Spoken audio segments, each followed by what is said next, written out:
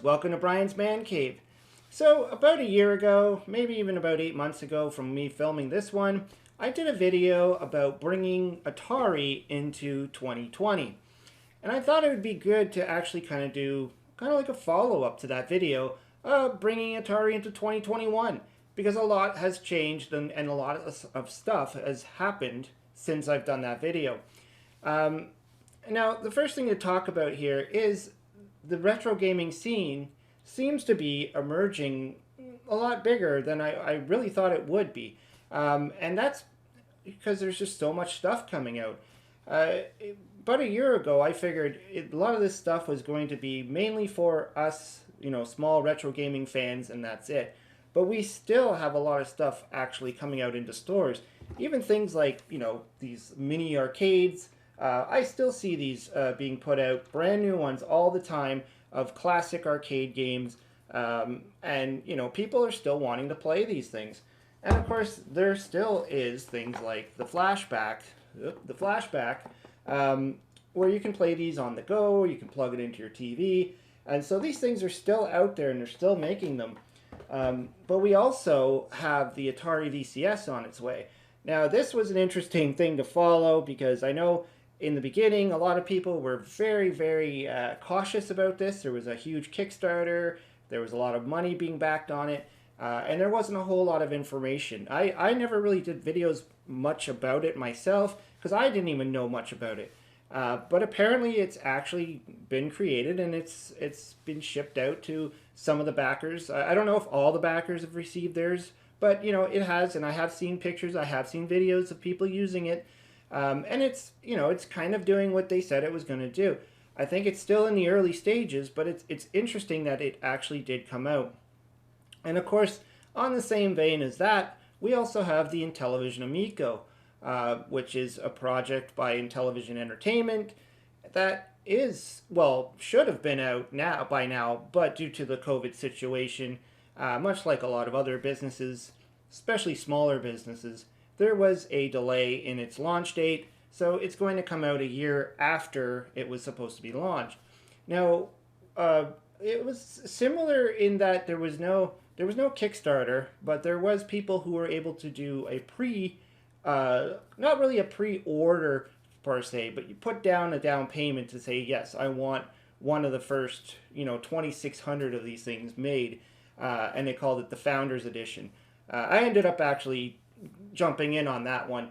The Intellivision Amico looks interesting to me. I like what they're trying to do. I like how they're trying to bring a retro kind of flair in a modern day system. And that's not an easy thing to do. And of course, much like with the Atari VCS, there's been a lot of back and forth. I've been watching videos on both sides. I've been watching the videos of people who are praising the system, and I've been watching the videos of the people who are not praising the system. There seems to be groups on both sides, and some people are so for it and some people are so against it. There's also a bunch of people that are just kind of on the fence. They're waiting around to see what it's going to do. Price is an issue, things like that. The type of games. Now, obviously the Intellivision Amico is a family entertainment system, so it's going to have only family style games. There's not going to be any blood, guts, gore, whatever. And that's part of what they've been talking about. Now, the actual campaigning hasn't actually really begun. We haven't really seen full marketing yet. That's just starting to happen, I think, now. Everything we've heard about the Amico is literally from YouTube, YouTubers and Tommy Tallarico himself going and doing interviews. There hasn't been a full-on marketing campaign. But anyways, I wanted to move on to another more exciting area as far as Atari is concerned, and that is the Audacity Games company that just started. Well, we just got wind of it. I don't think they just started the company, but and this is with the original three of the original Activision programmers from back in the day. So we have David Crane, Daniel Kitchen, and his brother Gary Kitchen, and they teamed together to put this company so they can actually start selling full-on Atari cartridges. And the thing I like about what they're doing is they're starting completely from the ground up. they're not just like with a lot of homebrewers, for instance, they exist. I mean, there's homebrews everywhere. People making video games for the Atari 2600 and for the Intellivision and Coleco and all that. But oftentimes, what they're doing is they're recycling materials. So they're taking an old game that nobody plays, maybe one that was made way too many copies of it, like say Donkey Kong on the Coleco, Poker and Blackjack for the Intellivision. They're ripping the sticker off, they're putting a new chipboard in there or modifying it, and then you're getting that. So what they're doing is they created a mold, like a molding system, so they can actually make brand new cartridges. They're making brand new boxes, brand new manuals, and the other thing that they're doing is, well, at least for the two games that they've released or they're going to be releasing, is that it's programmed in the same fashion that the original games were programmed. Today we have modern technology. We have a lot more things we can do to create these games that make it a lot easier. But what they're doing is they're actually creating these games the same way they would have created them back in 1982, for instance, or early 80s. So you're actually getting a real Atari-style game. And of course, these are made by the Activision guys, and I always talk about how great Activision is, or was, at the day, and how the quality of games was always a lot better, more colorful, more going on. And so these new games that they're making are actually even more than what they would have done in the past. In fact, I was watching their debut interview from Zero Page Homebrew. They did a interview with the three programmers, and they talked about how the early days of when they used to do it and how they used to code it and everything like that. And they want to just kind of relive that experience. So, you're going to get their kind of quality and what they put in there. In fact, I remember they even said that some of the games inside the games, because there's the one that's coming out, the Circus Convoy, I think it's called, it's got mini games inside of it that are pretty much the full length of an original game that would have come out in the past. So you're getting a lot more game. Obviously, they have more RAM, they have more space to put the game on that they wouldn't have had back in the early 80s, because let's face it, a lot of that stuff was really expensive.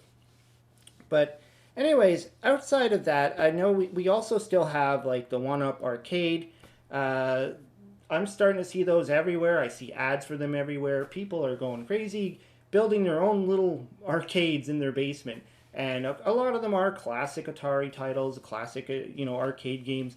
So that's really cool that this stuff is actually still going in 2020.